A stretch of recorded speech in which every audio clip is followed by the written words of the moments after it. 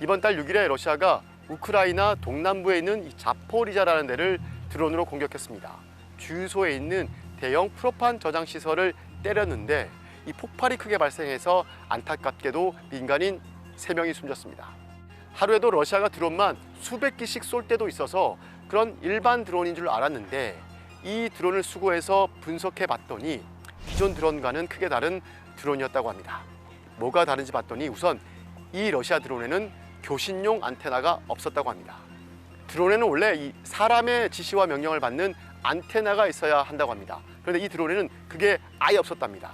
어디 사라진 게 아니고 처음부터 그 교신용 안테나가 없는 것으로 제작된 것으로 보인답니다.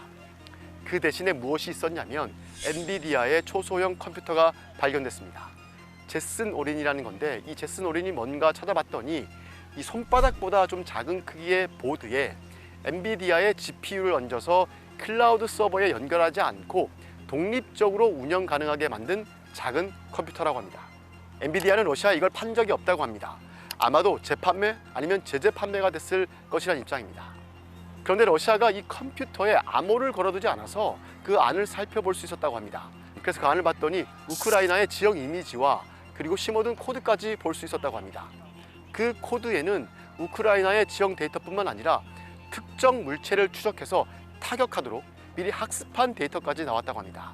그러니까 우크라이나의 말이 맞다면 러시아는 인간의 조정을 받지 않고 사전에 입력해둔 지점으로 드론이 스스로 날아가서 타격하도록 학습시켜둔 목표물 중에서 AI가 스스로 타깃을 골라서 공격하도록 했다는 겁니다. 이번에 공격 대상으로 학습된 게 에너지 저장 시설이었으니까 이 드론이 하늘에서 여기저기 날아다니면서 보다가 하나를 골라서 그걸 스스로 때렸다는 겁니다. 그야말로 AI가 스스로 공격하는 시대가 온 겁니다. 지금까지 드론을 운영하는 데 AI가 물론 사용돼 왔습니다. 하지만 목표물을 찾고 작전을 수행하는데 보조적인 역할을 해왔지 실전에서 목표물을 스스로 설정하고 공격하진 않았습니다. 특히 이번처럼 살상용 AI 공격으로 인명피해가 났던 사례는 없습니다. 지금까지 최종 공격 대상 선정과 최종 공격 명령은 사람이 했습니다. 그런데 이제 이 사람 손을 거치지 않고 기계가 스스로 판단해서 사람을 공격하는 시대가 어느새 와버린 겁니다. 드론은 우크라이나도 러시아에 절대로 뒤지지 않습니다. 4년간 전쟁을 치르면서 절대적 전력 열세를 드론으로 극복했다고 해도 틀리지 않을 정도입니다. 지난주 열린 우크라이나 독립기념일 열병식엔 군인과 재래식 무기 대신에 무인 차량, 무인 항공기, 무인 수상정 등 각종 드론이 선보였습니다. 아예 24년에는 세계 최초로 우크라이나에 드론 전담 군종이 생길 정도였습니다. 우크라이나도 마음만 먹으면 사람 개입 없는 살상용 AI 드론을 얼마든지 만들 수 있습니다. 만약 우크라이나와 러시아가 드론으로 서로 교전을 벌이는 상황이 벌어진다면 현재 원격 조종 드론 전투 단계에 머물러 있는 전쟁이 자율 교전 시스템 단계를 넘어서 AI가 통제하는 자율 드론끼리 벌이는 전투로 훨씬 빠르게 넘어갈 수 있다는 겁니다.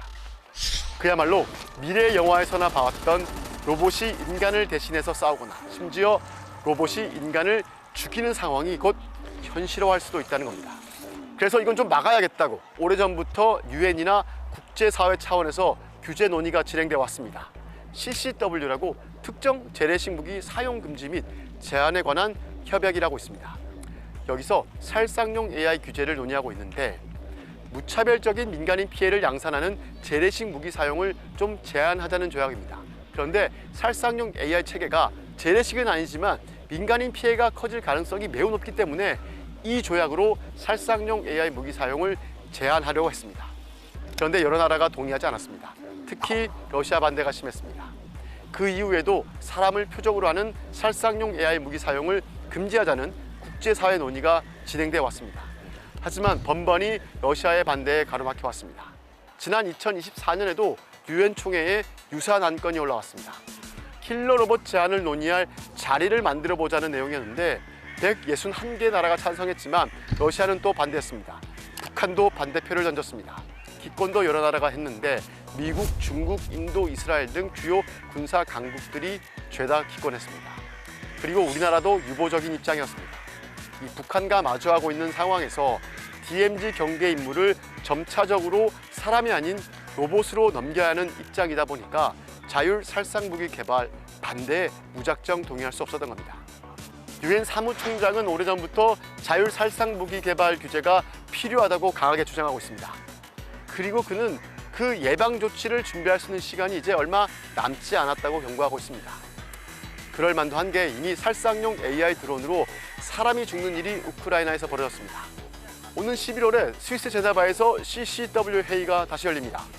자율 살상 무기를 어떻게 규제할 것인지, 조약을 만들 것인지 논의할 계획입니다. 그런데 문제는 이 기구가 만장일치 체제여서 러시아가 대놓고 반대하는 상황에서 구속력 있는 합의가 나오기는 좀 어려운 상황입니다. 또한 어렵게 합의를 만들어낸다고 하더라도 간단한 소프트웨어 업데이트로 기존 드론을 얼마든지 자율 살상 무기로 쉽게 바꿀 수 있다는 것도 문제입니다. 결국 인간을 대신하는 AI 로봇 간의 전쟁으로 가는 이 흐름은 핵무기를 막을 수 없었던 것과 같이 피하긴 쉽지 않을 것으로 보입니다. 다만 이 마지막 방아쇠를 당기는 최종 선택을 기계에게 맡길 것인지 맡기지 않을 것인지를 두고 살상용 AI 무기 희생자가 발생할 때마다 거친 논쟁이 벌어질 것으로 보입니다.